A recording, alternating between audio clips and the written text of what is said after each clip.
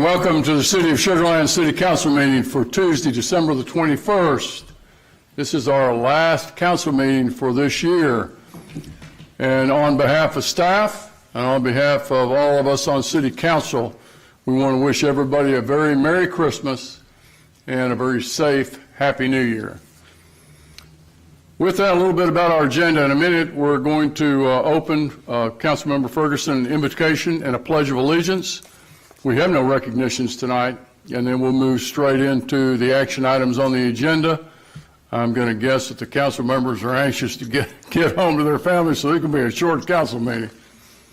William, could you lead us in the invocation and the pledge?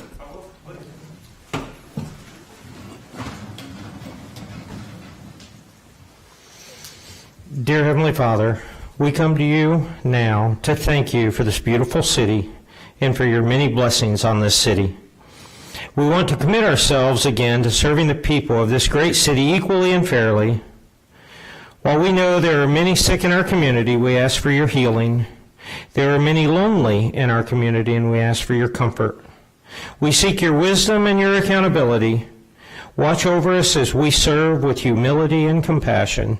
In your name we pray, amen. Amen. I pledge allegiance to the flag of the United States of America and to the republic for which it stands, one nation under God, indivisible, with liberty and justice for all.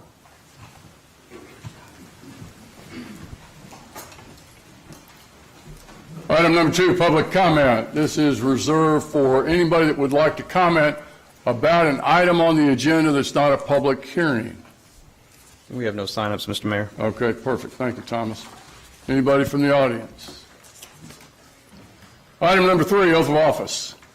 I'm going to ask everyone that's here from the Sugarland Boards and Commissions, Animal Advisory Board, Tax Increment Reinvestment Zone 1, Tax Increment Reinvestment Zone 3, and Tax Increment Reinvestment Zone 4, if you'll join me down front.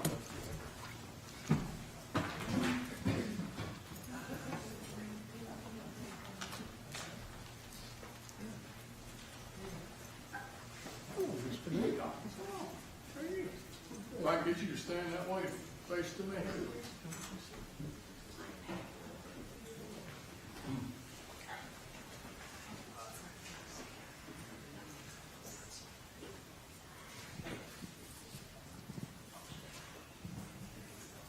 I don't know this by heart now, but I've got my cheat notes. If you'll repeat after me, I do solemnly swear that I will faithfully execute the duties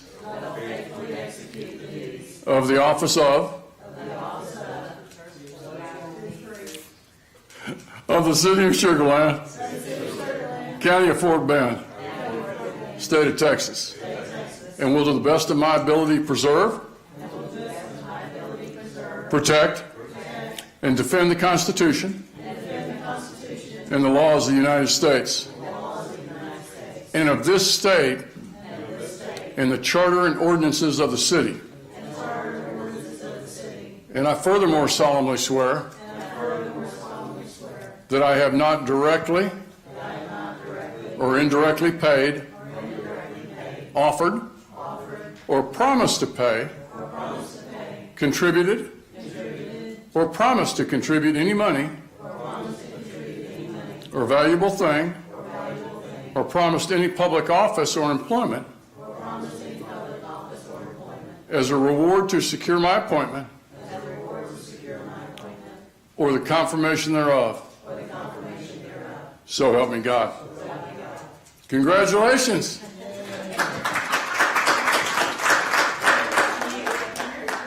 Because we love to get pictures, everybody come on down. Thank you. Okay.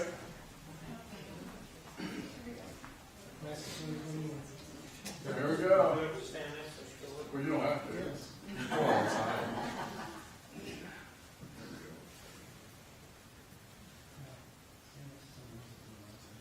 All right, great. Everyone look right here, please. 1, 2, 3. 1, 2, 3. Last one. 1, 2, 3. Thank you all. Thank you.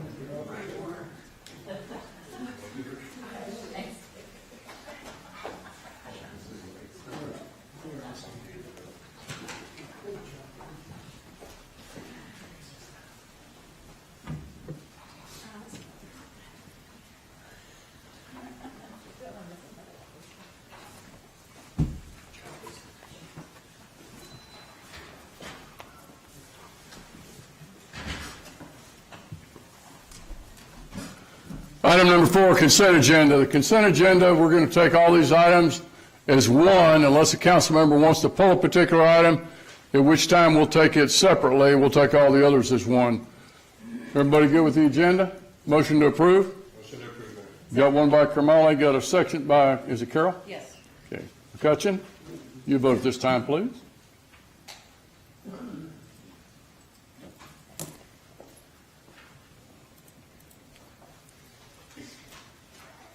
And it passes 7-0. Thank you, council members. Mac's been waiting patiently out there.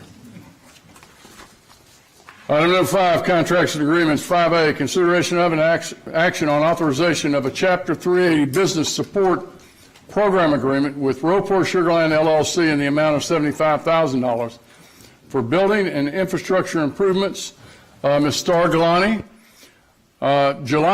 Economic Development Liaison, and Ms. Elizabeth Huff, our Director of Economic Development. You're going to introduce Star, I think. Yes, sir. So as customary with people that are presenting for the first time at City Council, I'd like to introduce Star Jelani. She has been helping us out part-time since last January on the All-In for SLTX and business support program that we've been undergoing for with the support of the county and the SL4B. And she is here today to present the RUPOR contract, but you probably recognize her. She was with us before in the tourism division and then was in parks before that. She is a Sugarland or a former Sugarland resident, but family still has strong family ties here. And with that, I'll hand it over to Star. Thank you. Star, welcome. You got pressed into service and economic development. Good place to be. It truly is, Mayor. I'd like to take a quick second to introduce Mac McDonald, the owner of Ropor Sugarland, along with John Montgomery, the principal architect for this project.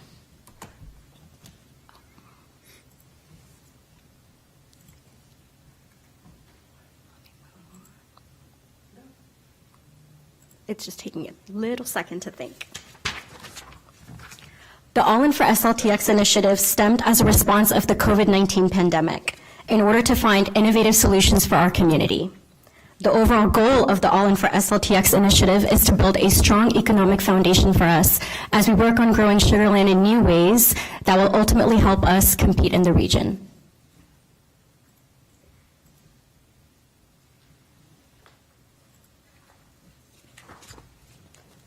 The Request for Placemaking program launched to receive innovative ideas to revitalize the community in a post-pandemic world. We have 2 funding sources for the Request for Placemaking program. The Sugarland 4B funds, along with qualified projects, were used from Fort Bend County funds, which was the business support program. The committee reviewed all of these submissions with 3 minimum criterias: project development and implementation within 6 to 12 months, consistent with CDC guidelines, along with a support to a return thriving business. The project we're looking at today is for Ropor Sugarland, that is located in Sugarland Town Square. The total project funding is for $75,000 from Sugarland 4B funds and is part of the Sugarland Town Square redevelopment. The project completion is for March 2022. Through this project, Ropor Sugarland LLC will implement exterior enhancements to expand its outdoor dining options at the restaurant by more than 200%. The new exterior seating capacity will be for 132 individuals, and this enhancement will create a new dedicated curbside takeout area with a covered walkway. Staff recommends approving the 380 agreement between the City of Sugarland and Ropor Sugarland LLC for the amount of $75,000 for exterior enhancements and expansion. Any questions? Council members, any questions? No. Do we have a motion? Motion to approve. Got a motion by Kamali? Second. Second by Watley. You'll vote at this time, please.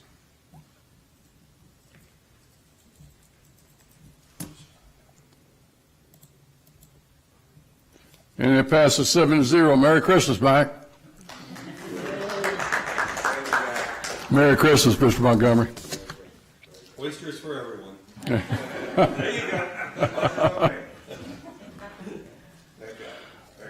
Yes, sir. Merry Christmas. Item number 6, Municipal Utility District bonds. 6A, consideration of an action on authorizing the issuance of Fort Bend County Municipal Utility District number 192 unlimited tax bond series 2022 in the amount of $1,765,000. Jennifer Brown, our Director of Finance. Jennifer. Thank you, Mayor. Good evening. I have with me online is Christine Crotwell with Masterson Advisors. She'll be representing the districts for this item and for the next item. So a little background for the this district is Fort Bend County MUD 192. It is a fairly small district. It's about 100 acres located at roughly at Motsick Road and FM 2759. It is all residential. The homes are between 375 and 475,000. They currently have platted 258 single-family lots. There are 185 homes occupied and 68 vacant lots with 5 homes under construction. The other acreage is dedicated to a recreation center and park, or it is undevelopable. Here is what the map, aerial map of the district looks like from several years ago. Obviously, there are not very many homes in here. It has developed quite a bit more. But the entrance to the district is either from Magnolia Trail Lane through, or from Motsick Road, or from 2759. So I think this one is coming from, this one's coming from Greatwood. I'm not as familiar with the area to know where the Magnolia Trail Lane is coming from. So it has access from several areas. This district had a bond election that they had authorized $54.65 million in bonds for between roads, water, sewer, and drainage, and recreational facilities. And to date, they have only issued the roads and water sewer. They have $48.425 million remaining in their authorization. They have 3 issues outstanding, so this will be their 4th issue. They started issuing in 2017. They've done 2 road bond issues, and this will be their 2nd water, sewer, and drainage issue. So they currently have $4.16 million in outstanding principal as of the beginning of this month. The proposed issue is $1,765,000, and it is a 24-year maturity. Would mature in 2045. This is extending their existing maturity schedule by 1 year. The average annual debt service will be around $365,000, and the maximum annual debt service $428,000. Obviously, these are estimates. The actual numbers will be determined after these bonds are sold. The proceeds will go to reimburse construction costs for within the neighborhood of Greatwood Lake, lift stations, force main, and water, sewer, and drainage to serve Section 1, along with engineering costs and non-construction costs, including developer interest and bond issuance costs. The district's certified taxable value for 2021 was a little over $59 million, and they currently have a $1.50 tax rate with 70 cents going to debt service and 80 cents for maintenance and operations. The district currently receives water and wastewater services from the city as a wholesale customer. They had a master agreement with, MUD 106, which is in Greatwood. Upon the annexation and dissolution of MUD 106, we entered into an agreement with this MUD as we assumed the agreements and the assets and liabilities of the master MUD upon dissolution. So we bill the district for total consumption, and then the district bills, meters and bills their individual customers. So the city doesn't actually bill the homeowners in this development. That's done by the MUD. So staff reviewed the proposed issuance, and with the extension of the maturity schedule by 1 year, which we are fine with, that is an exception outside of policy. It's allowed as long as we're good with it, but the staff is recommending approval of this issuance, and with that, I would be happy to answer any questions. Questions? Stuart. Jennifer, is this inside city limits or outside? This is an outside the city MUD, so it's in our ETJ. These bonds are not an obligation of the city. We have an SPA with the district that spells out the terms of annexation. We do have the option to annex and leave this district in place for 10 years after annexation. So if we decide to, it's not at 90% developed yet, that's the first trigger for us to execute any kind of annexation provision. But once they hit that threshold, we could consider annexing and dissolving the district, or we could annex and leave the district in place. So that would be determined at that time as we get closer. Okay, thanks. Follow up, please. Follow? Did I see that there's 1.2 million in hard costs and $500,000 in soft costs? Yes. Is that not a pretty outrageous ratio, or is There's it a, unique circumstances? Yeah, there's a pretty significant amount of developer interest that's being reimbursed. It's very common for MUDs they can reimburse up to 3 years of interest for 2 years. development. 2 years? 2 years on, it's 2 years, Jennifer, on WS&D. Okay. It can be, I think, different on roads, although it's up to the board. Okay. Yeah, and so that is, can be a significant portion of it. The issuance costs for districts are significantly higher than for us as a city. Typically, they are, significantly more. They're generally flat fee, and with the size of the issuance, proportionally, it can be a lot more. They're buying insurance? I'm going to defer to Probably Christine not. on that one. It's actually not that important. Okay, Yeah. thank you very Okay. much. This is Christine Crowell with Masterson. We do not have an underlying rating, but for the past 2 bond issuances, we have qualified for BAM coverage, and the purchasers have selected to purchase the insurance, which means they can then market the bonds that they purchase at a AA credit rating compared to a non-rated credit rating, which in turn means lower interest rates in the market. So we have submitted to the insurance companies and would expect qualification for this sale as we've received in the past. Jennifer, could Christine. you go back several slides to Yes, sir. where it showed the breakdown of the tax rate? Stuart, more to your point, maintenance and operations, 80 cent that's pretty high. And this is a pretty low issuance amount, which is what's causing the soft cost to eat up so much of it. Not sure what the reason is, not sure if Masterson can answer that. I would like somebody to follow up on the 80 cents because that looks awfully high to me. The 150's pretty much acknowledged by TCEQ as the maximum tax rate for a MUD with other tax rates, so. Right. Christine, did you want to address the tax rate? Sure, this is Christine Crowell again. Ms. Crotwell, if I can get you to turn on your camera, please. Yes, hold on 1 second. Amy, I apologize. I'm in my husband's office and it's a little chaotic with Christmas decoration and everything. But in That's terms okay. of the tax rate breakdown and the maintenance of the $1.50 over the past few years, because this district is so small, it's one developer, and just based on the economics of the times, COVID, development has been a little bit slower than I think originally projected 7 years ago when this got kicked off. So in order to allow for progression of development to occur and ensue taxable value on the ground, to then allow for reimbursements, that's why there's been a balancing act between maintaining a higher total tax rate. And if you do look in the POS and you can see the split historically between the debt service and M&O, it shifts generally once we have value on the ground and can reimburse.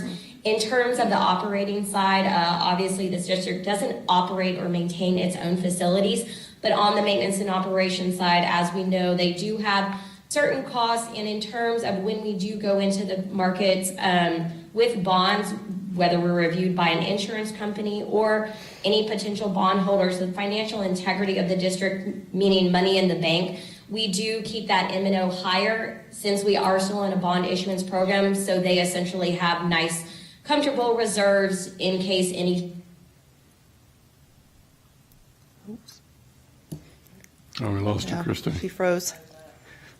And I think where she was going to go with that is that they have good reserves in case the economy turns around or that they're unable to, for some reason, levy the taxes. So Yeah, and her generally, point they look too at that. was well taken. This is a really small district, probably. Yes.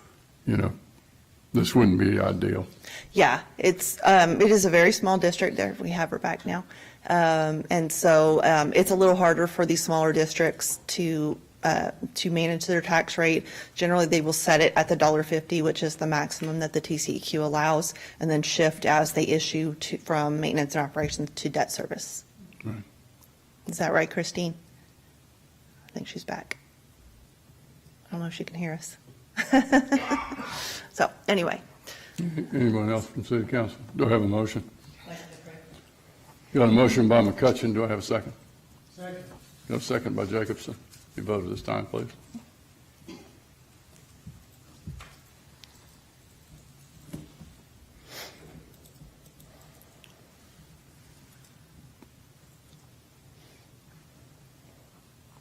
Now we got everybody froze up. Well, That passes 7-0. Thank you, Thomas.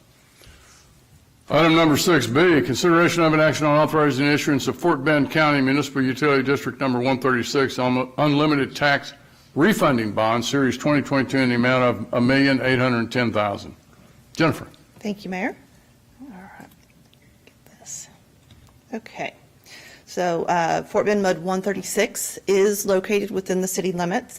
This district was created in April of 2005 by the TCEQ. It is one of 4 districts in the Telfair development, totaling 2,018 acres.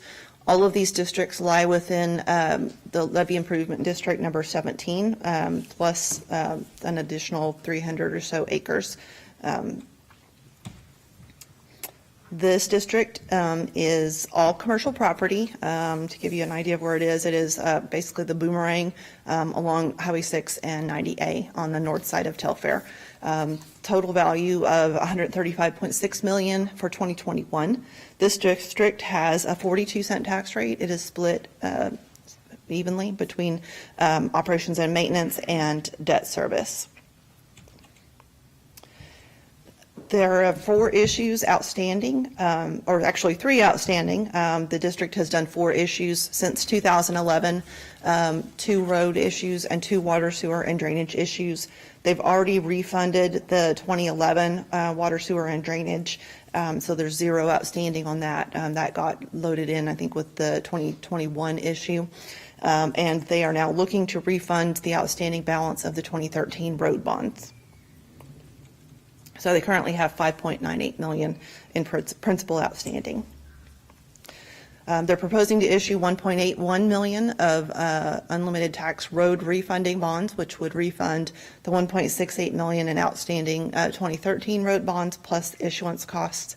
After the refunding, they're estimating that they would have a maximum annual debt service of around $512,600. And an average annual debt service of $463,886. The maximum or the final maturity on this district's issues is with 16 years or 2037, and this issue is not extending the final maturity.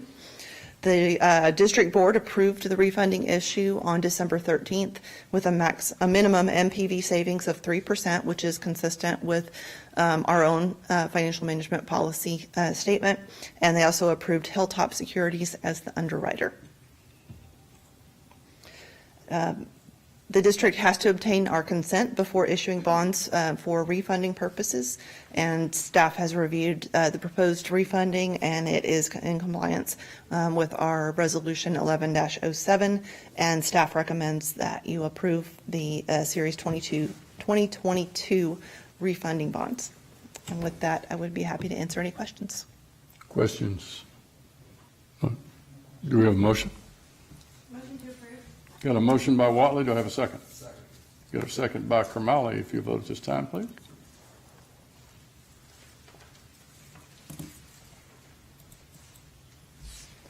And it passes 7-0. Thank you, council members. Item number 7, workshop. 7A, review of and discussion on recommendations from the Trails Naming Facilities Task Force. Now this ought to be fun. I've been looking forward to this all night long. Hope I don't disappoint y'all. Miss Jessica Young, Public Affairs Strategist. Oh man, I can't wait. Jessica, go ahead. Floor is yours. Hello. All right, Mayor, Council, Deputy City Manager. I'm here tonight to talk to you about the recommendations from the Trails Naming Task Force. And since we're talking about trails, I might as well talk to you about the path that we're going to take today. And we're going to start with some background, and I'm going to give you a quick background on the task force and the engagement behind this project. And then we'll talk about the key findings that we saw from this engagement. And then we'll talk about the methodology when we were delineating the data that we received. And then drum roll, we'll get into the recommended names. And then we'll touch on the next steps. So as you may recall, this task force was established in September, and they were tasked with naming 5 trails. You can see the map here. You have Genoa Lake Area Trails, New Territory Trail, First Colony Trail, Ditch A22 Trails, and Ditch H Trail, which from what I hear just needed a new name. So the task force needed to do 5 things, and they needed to confirm the trails to be named out of the 5. They needed to follow the council policy and determine the mechanisms by which the names should be solicited and submitted for consideration. They needed to support staff's efforts to follow the task force guidance for soliciting potential names. They needed to review and consider name submissions that meet the criteria guidelines outlined in the council policy. And then finally, they needed to formulate a recommendation for each trail's name for the full council's consideration, which is why we're here tonight, because the task force has, pat yourselves on the back, completed their scope of work. So quickly on the engagement, I can give you some background on this. It was a targeted engagement effort between November 15th and November 28th to solicit names for the trails. And a name solicitation form was sent to the residents who live adjacent to the trails, and it was sent to them via social media and email. And additionally, members of the Parks Board received this form, as well as city council members and select city staff. And the task force received 52 responses before the deadline on November 28th. And because each form was able to come with 5 suggestions, we ended up with 202 names, which is a lot of names. How did we even sort through them all? Well, one key trend that we did see, nearly 60% suggested that the names be inspired by its neighborhood or other geographic identifiers like streets or bayous. And one respondent summarized the sentiment surrounding the trend of naming according to location very well, and I just wanted to note it for you. Quote, I really think the name of the trail should be tied to the geographic region. No matter what you name it, people are going to refer to it based on its location. Here's an example. In Houston, at Memorial Park, there is a running loop. Every night there are hundreds, even thousands of people running this loop. Everyone calls it Memorial Park Running Loop. If you say that to anyone in Houston, they know exactly what you're referring to. A quick Google search just informed me that the loop is actually named the Seymour Lieberman Exercise Trail. Before that Google search, I had no idea what the actual name was. I have never heard it called that, and I would be willing to bet no one on the trail has any clue. Just call it the Memorial Park Running Loop. So, with that in mind, we did look at other things whenever we were sorting this data. We looked at 3 different areas. One was popularity, where we identified how many times a name or word was suggested. We looked at significance, where we identified suggestions associated with a large number of people. And then we also looked at prominence, that identified suggestions associated with a prominent figure in the community. Now is the fun part. I'm going to go down the list of the trail names, and I'm going to tell you what we heard during that engagement time, and then I will give you the recommendation from the task force. So with Genoa, let's introduce the members of the task force. Sure, Everybody knows Stand up and take a bow. who they are. We have 3 members on our task force. We had Miss Carol McCutcheon, Naushad Kamali, and Suzanne Watley. those 3 I will note they're all on the creative side of the council. This is the more quantitative side over here. Interesting. To the exit, Mayor. All right, so our first trail, we have the Genoa Lake area. Now, of the 52 respondents, 38 had a name suggestion for this trail. As a reminder, on the form, you had the option to not have a name suggestion for that trail. So we ended up with 38. And variations of the current unofficial name were highly recommended, with Genoa and Lake included in many of the suggestions. In this slide, you'll see a word bubble in which the most popular suggestions are displayed prominently, so you'll see Genoa there. And in that same vein, the task force is recommending that we follow that suggestion and name the trail Genoa Lake Trail. It's very creative. I mean, Per our respondent. maybe you guys are on the quantitative side, and these are the creative side over here. I really feel like I should have just put it in a Christmas present, unwrapped it, surprise. All right, so new territory. Oh, this is creative here. This is way up there, man. I'm done. So new territory trail, get ready, guys. Of the 52 respondents, 38 had a name suggestion for this trail. Another committee to serve on.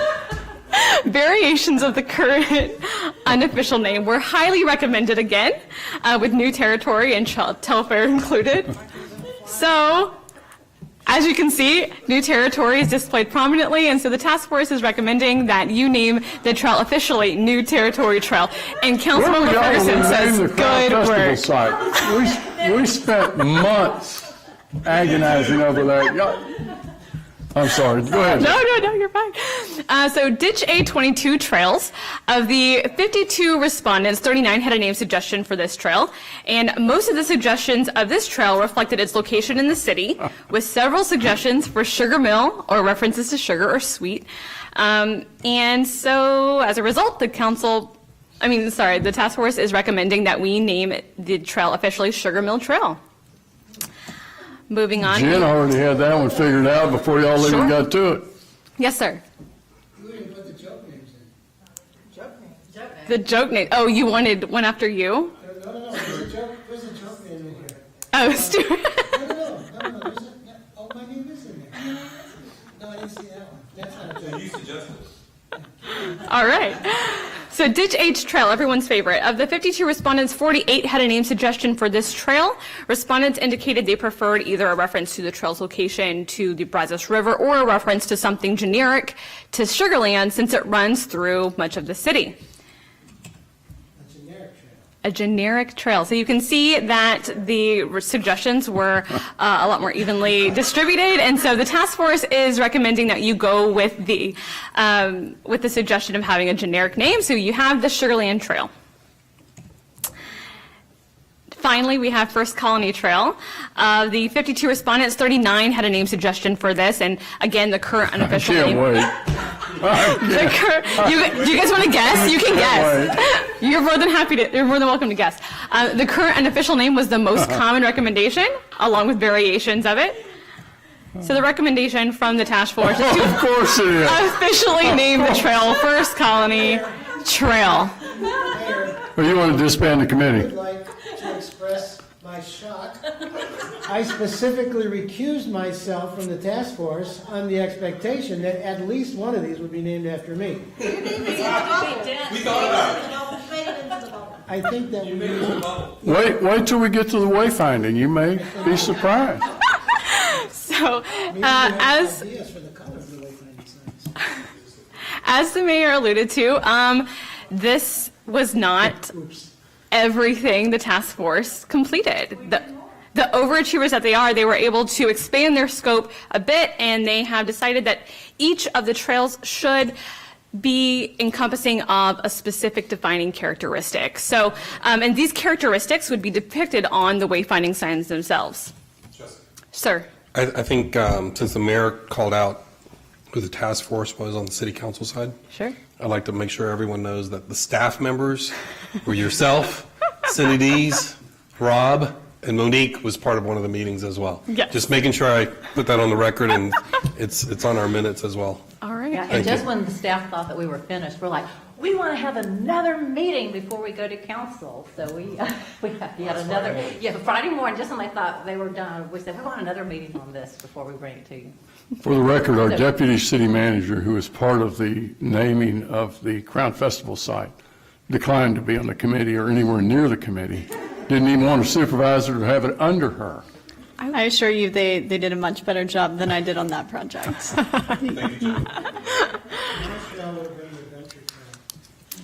Truly. Well, so these, the characteristics that are being proposed by the task force are nature, growth, community, adventure, and unity.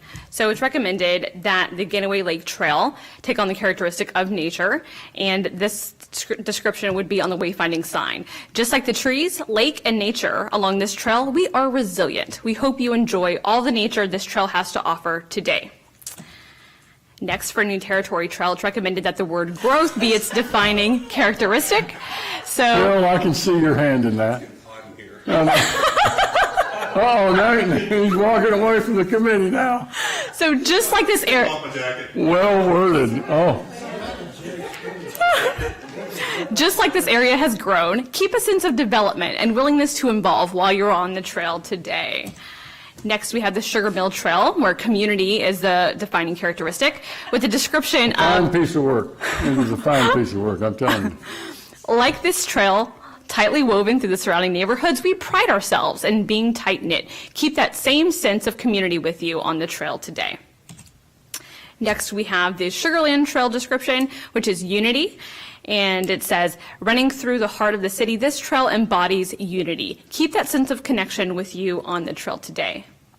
And then finally, we have First Colony Trail with the defining feature of adventure. And the description would be, we pride ourselves on being bold and innovative. Keep that same sense of adventure with you on the trail today. Now, I know that was a lot to take in, and you guys are super excited.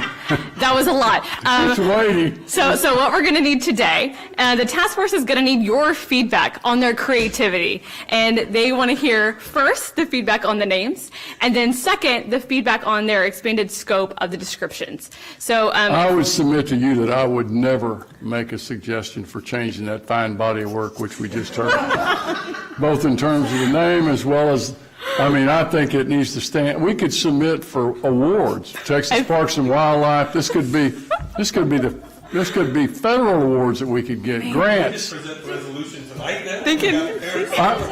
I thought that we should have gone ahead and done consideration and action. We've wasted the council's time. We could have done this all at one time. I think. Make a consent agenda item next time. So with that in mind, what we'll do is... Members, up to y'all. I'm good. I'm on the record as, I think. At a risk of being named on a follow-up team, I second the motion of the mayor, and I love the names. I'll leave it alone. Larry. A glowing endorsement from Councilmember Jacobson. Yeah, glowing endorsement. Mayor Pro Tem's going to weigh in here in a minute.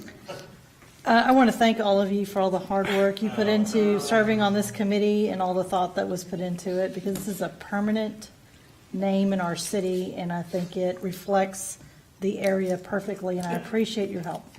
There you have it. She said that was serious. She did. Okay. Thanks to all the hard work that y'all put in. An outstanding job. I think y'all need to stay as a standing committee when we have any naming of any kind. No. Yeah. So do we have any other questions? I think we have concurrence. Okay, great. Way to go, guys. That's... Okay, well, thank you for your time. Thank you, Rob. Thank you, Cindy. Rob's hiding in the back. Item number 8, City Council City Manager reports. 8A, City Council Member reports. Jen, let's start with you. I attended a holiday party and ribbon cutting for Mako Industries, who relocated from Cypress to Sugarland off of Industrial Avenue. And super group, oil field services, expanding into HVAC, and we're trying to set up a tour with TSTC with the group. Had a good time. Perfect. Stuart. Thank you, Mayor. Along with Carol and Suzanne and Nishad, we attended the emergency management training where we learned how to fill out the reports. What do we call those again? If we want to request money, from the government. Grants? No. These are the special reports, the daily, so we learned how to do that. I also helped host an event at the Chamber called Empowering Education, where people from the Holdsworth Center, that's the HEB-funded education and leadership outreach training, they had a presentation. I found that fascinating and very hopeful for the future of public education, so that was pretty cool. William? Mayor, I always am cautious to name events because I know Carol has dates and times.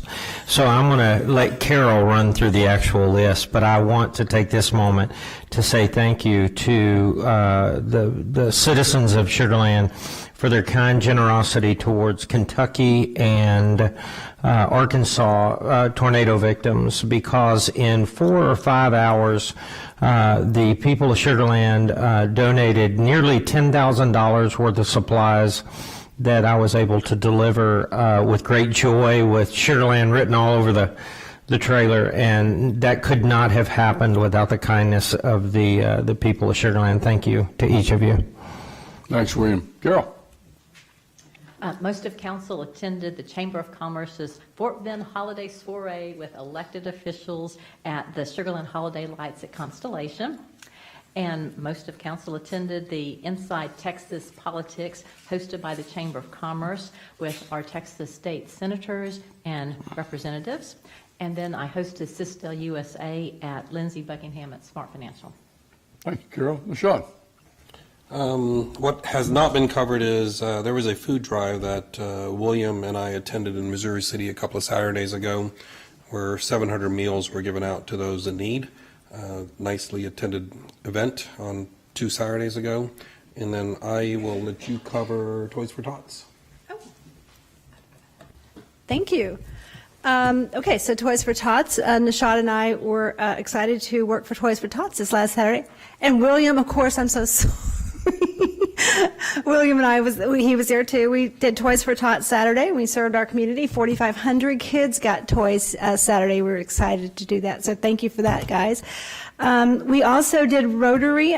Council district members, Kamali McCutcheon, Stuart Jacobson, and I were able to host Rotary, and we did a great job at trivia. And the city gave us gifts to hand out, so thank you for that. And we attended the senior gala, where we shockingly danced, but we could not keep up with the seniors. So we had a great, busy week. Thank you. Oh, and I'm heading to Pentatonics right after this. So thank you. Very nice. The only thing I'd say is I want us all to remember at this time of year, there's a lot of stress on families and our seniors. We need to remember those folks. If there's ways that any of us can help, if we become aware of it, please make the city aware. We'll see if we can find the resources to serve those needs. Item number B, City Manager Report. Ms. May, our Deputy City Manager. Jennifer. Thank you, Mayor. Just a reminder, this Friday and next Friday, city offices will be closed in observance of Christmas and New Year's. During the holidays, there will not be any delays to solid waste collection. The regular schedule will remain in place, but we will actually add a bulky day. So if residents have any questions, they can go to sugarlandtx.gov/holiday schedule. And with that, it's just the holiday season, and we'll see you at our next council meeting, which will be January 4th, 2022. Merry Christmas to everybody and be safe. Motion to adjourn, Carol. Motion to adjourn.